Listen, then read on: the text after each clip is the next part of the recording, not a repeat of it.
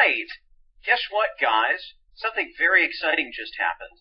So, for the entire first video that we were watching together, I had that little spinny loading circle in the middle of my video, which also didn't allow my cursor to move through the timeline to indicate how far into the video we were, so now I can actually judge when this thing's going to end.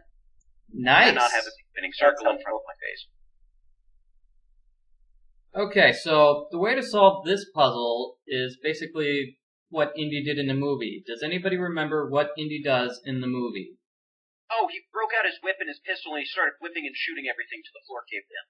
No. He grabbed a big thingy and started smashing the floor, which is close.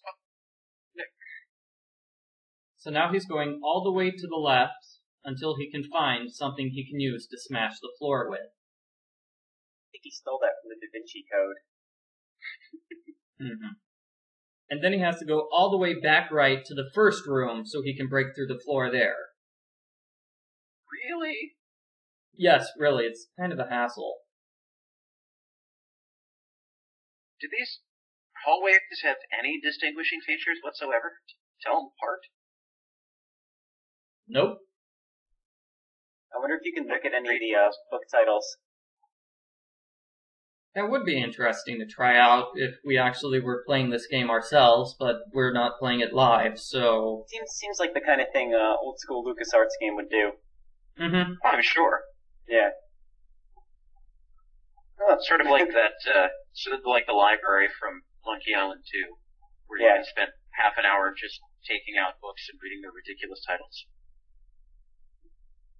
Okay, so I think... this is the exciting part of the game. Yeah. Okay, so he needs to figure out which number to hit, and the carving tells you which one to hit. So he's going to smash through the floor.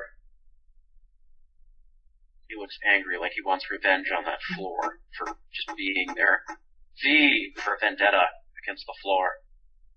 Ooh. Oh, take that with you! You never lose inventory items like that. Come on. I wonder who that random person was that was trying to stop him. Oh, the library guard. Yeah, guys, we got scary music here.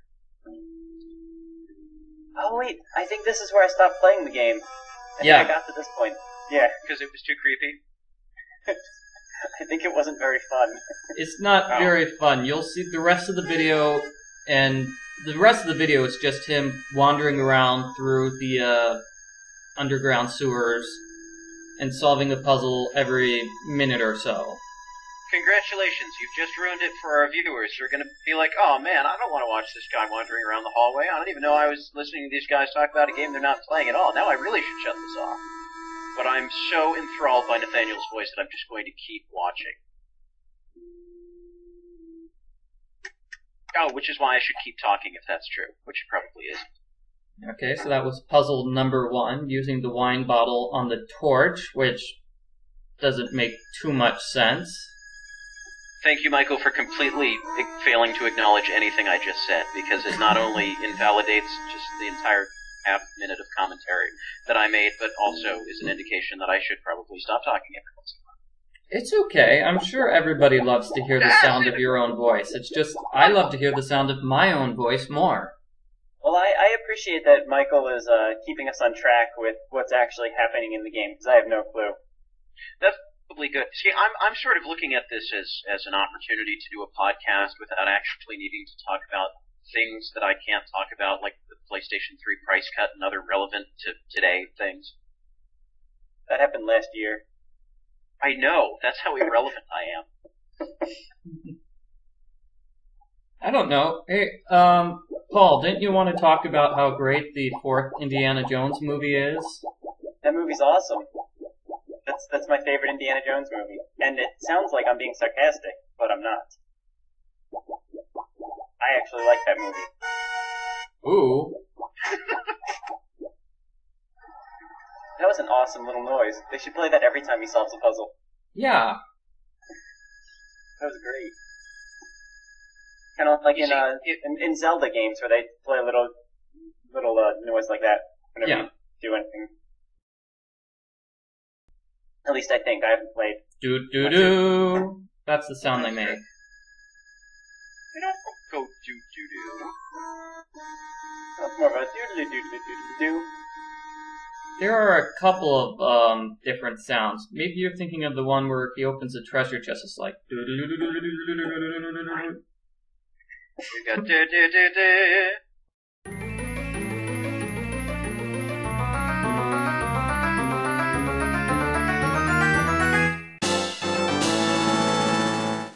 Yeah. Well, I'm thinking of the one where you're in a room and all the doors are locked, and then you kill the monster, and then the doors aren't locked anymore.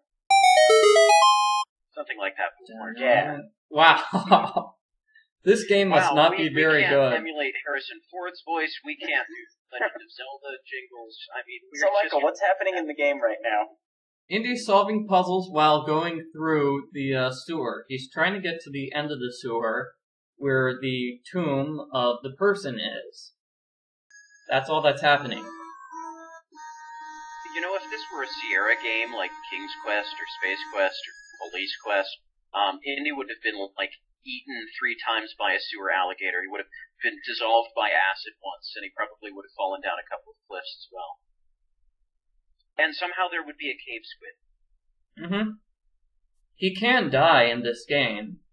Really? Oh, he can. As we just saw from reading the Grail, which says certain death is one of the combinations here, which I think means he can die. He's obviously not going to die. He's going to solve the puzzle correctly. Right, because the person playing this game knows what they're doing. Yeah. I don't know about you, but even when I know what I'm doing, sometimes I like to just get myself blown up. Because if you're going to go to all the trouble of programming some sort of special death sequence, you might as well at least look at a couple of them. Mm-hmm. Kind of an answer is meh. Maybe on a second or third playthrough, I'll give you that. First time though, I'm too petrified of death to want to screw around too much. That's why you save your game, Paul.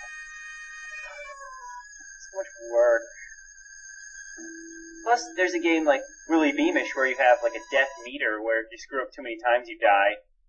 So, like, if you save your game and you've already screwed up 9 times, and then you screw up one more time, you're dead. Okay, well, that's a little harsh, I'll give you. Yeah, in fact, I'm going to go so far as to say that Willy Beamish ruined death in adventure games for me. Oh, come on, Paul. You can make the meter go down by doing good things, like doing Willy's chores. You can? I yes. didn't know that. Do you guys want to give a quick little explanation of this Willy Beamish thing before, we totally lose the other listeners who aren't enthralled by our voices? It's a video game. Helpful. Yes. It's an adventure game. Mm-hmm. And hopefully someday we'll be able to make a video walkthrough for it. And unlike this one, we're hoping... Best explanation I've never heard. You play as Willy Beamish, a small child who wants to get to the Atari Video Game Championships, but you can't because you always get sent to boot camp or get killed in acid or something. Alright, that'll do. I think he's almost through the maze. Yeah, I definitely didn't make it this far.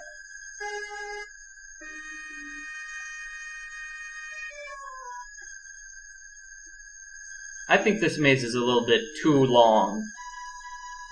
No offense to LucasArts, but... I was actually out at PAX East, a gaming convention this past weekend at the time we're recording this. And you can read all about PAX East on GameCola.net. Whoa, more self-promotion. I'm so good at this. And I attended a panel about text adventures in like Zork and Planetfall and Thy Dungeon Man and all of those good games. And they were talking about mazes in text adventure games and how everybody always complains about them. So, I mean, really, how many mazes have there been that haven't been too long? The one in Banjo-Kazooie. Okay, now that we're past that. Yeah, okay, sorry, I should have warned you guys. That's okay, I told you I didn't get this far. We're learning about imaginary famous cities where the Holy Grail is being kept. And now Indy is going to escape through the sewers, just like in the movie, just go straight through the manhole, so he could have saved himself the time by starting off at the manhole. So, you guys didn't answer my question. Has there ever been a maze that wasn't too long? Like I said, Banjo-Kazooie.